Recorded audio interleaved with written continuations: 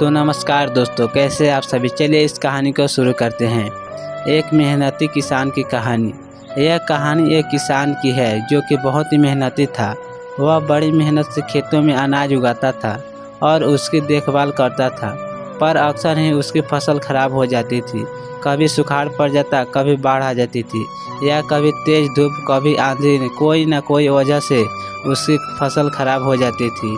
एक दिन पेड़ के नीचे बैठकर अपने बर्बाद हुए फसल को देख रहा था और तभी वह गुस्से में भगवान की तरफ देखकर कहता है कि मालिक, आपको सब बहुत महान मानते हैं और आप सबसे ज़्यादा ज्ञानी मानते हैं।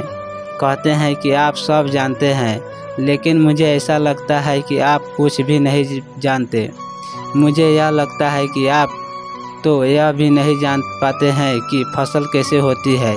अगर आप यह जानते होते तो हर समय तो जो बाढ़ आती है और तूफान आती है वह कभी नहीं आती।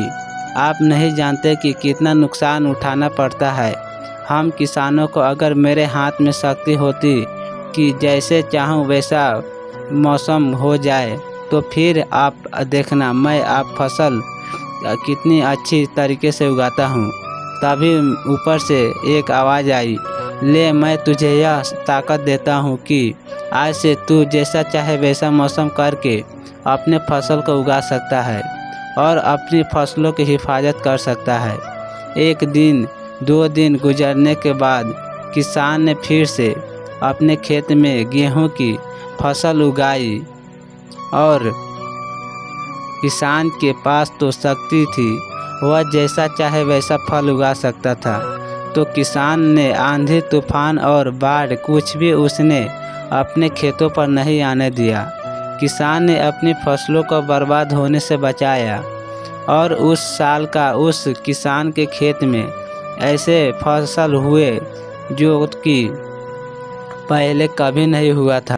मन ही मन किसान बहुत ही खुश हो रहा था और साथ ही साथ यह सोच भी रहा था कि भगवान से बताऊंगा कि इसे कहते हैं शक्ति, यह सही इस्तेमाल होता है शक्ति का।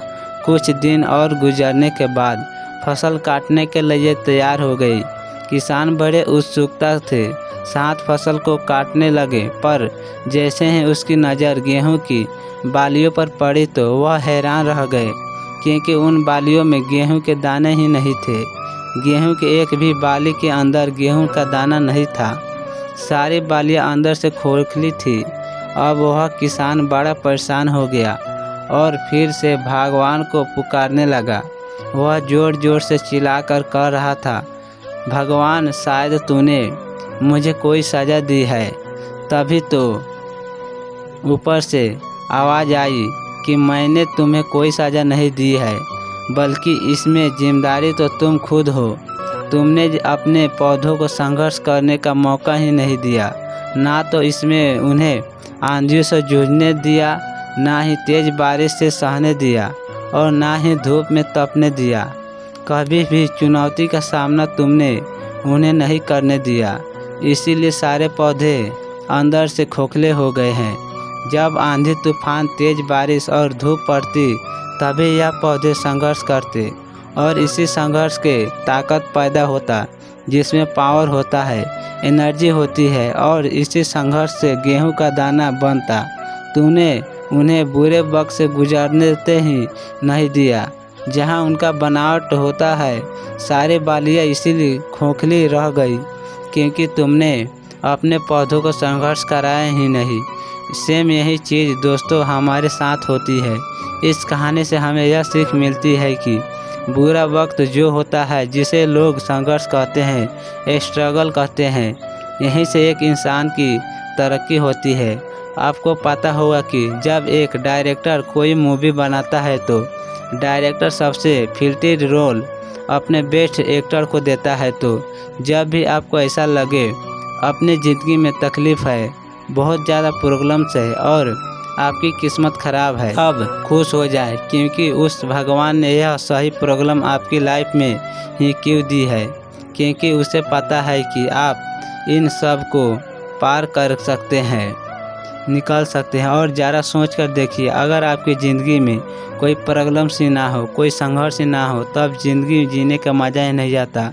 मित्रों, ये कहानी कैसी लगी आप हमें कमेंट के माध्यम से ज़रूर बताएं। और आपको द रियल स्टोरी 94 पर प्रकाशित होने वाली कहानियाँ हमें सब्सक्राइब जरूर करें और कहानियाँ का आनंद ले सकते हैं। धन्यवाद सुनने के लिए। जय हिंद, जय भारत।